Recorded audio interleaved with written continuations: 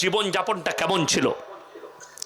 মিশরের গভর্নর চলে এলো মক্কা নগরীতে আর বললে আমি হযরতে উমরের সঙ্গে দেখা করতে চাই।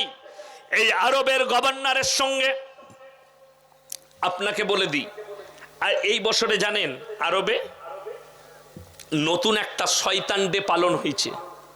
কি ডে বললাম? শয়তান ডে। এটা বাংলায় বললাম, ইংরেজিতে তার শব্দ আলাদা আছে। কি বুঝলেন? সেইটা পালন হয়েছে। আরবে ছিল না এই প্রথাটা।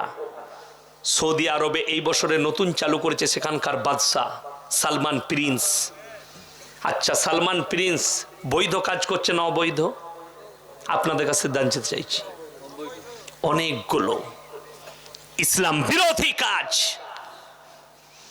বড় কষ্ট লাগে, দুঃখ লাগে আমাদের দেশের প্রতি। আমরা জানি না শাসন ব্যবস্থা কেমন হয়। সময় পেল না, না তো শেখই বলতে শুরু করেছিলেন উমরের জীবন নিয়ে। জানেন সেই মিশরের গভর্নর বললে, হে উমর, তুমি তোমার দেশ কিভাবে পরিচালনা করো, বলে এটা জানার জন্যে আমার বাড়িতে একবেলা দাওয়াত খেতে হবে তোমাকে। জোরে বলুন সুবহানাল্লাহ। দাওয়াত কবুল করলেন। এরপরে নামাজ পড়ে জোহরের বাড়িতে বেটাকে বললে, আব্দুল্লাহ দস্তরখান লাগাও। মেহমান বসে গেছে, মিশরের গভর্নর হযরতে উমর বসে আছেন। দস্তরখানেতে রুটি এসছে, জবের রুটি। কিসের রুটি বললাম? জব, জাঁতাতে তৈরি করতো আটা। সেই আটার হাতে করে থ্যাবলানো রুটি এসে পৌঁছালো। পৌঁছানোর পরে বাটিতে এলো জৈতুনের তেল। কিসের তেল বললাম?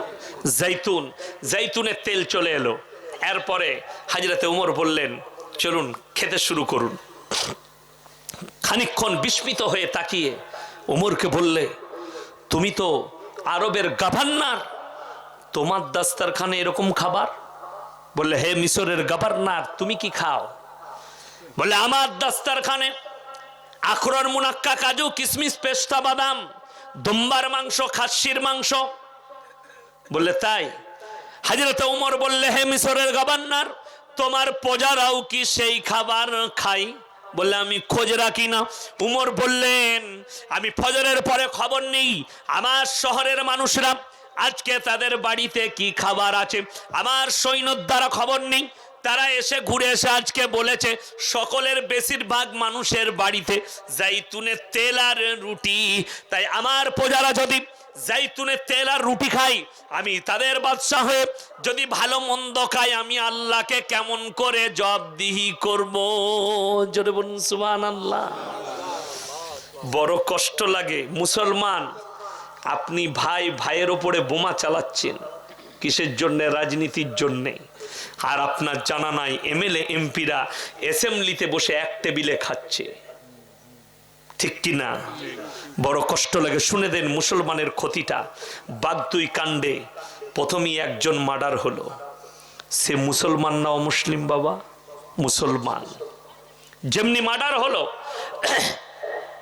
কয়েক ঘন্টার মধ্যে তার পরিপ্রেক্ষিতে 11টা বাড়িকে আগুন ধরিয়ে জ্বালিয়ে দেওয়া হলো।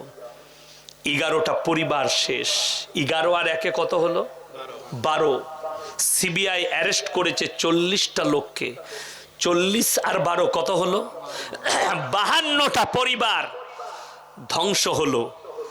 মারলে মুসলমান, মরল মুসলমান, ধ্বংস হলো মুসলমান। আপনাকে দেখিয়ে দেব আমার ভাই।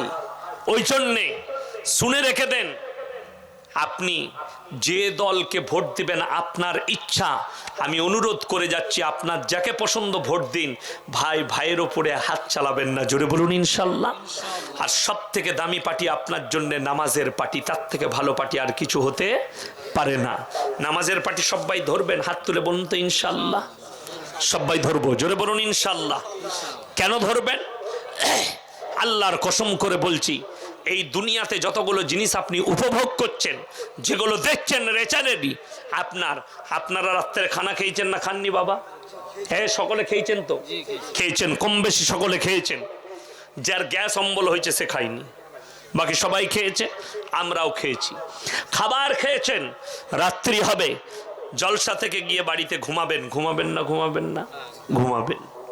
আর আমি একটা অনুরোধ করি, আগামীতে রাত 12টার পরে জলসা করবেন না।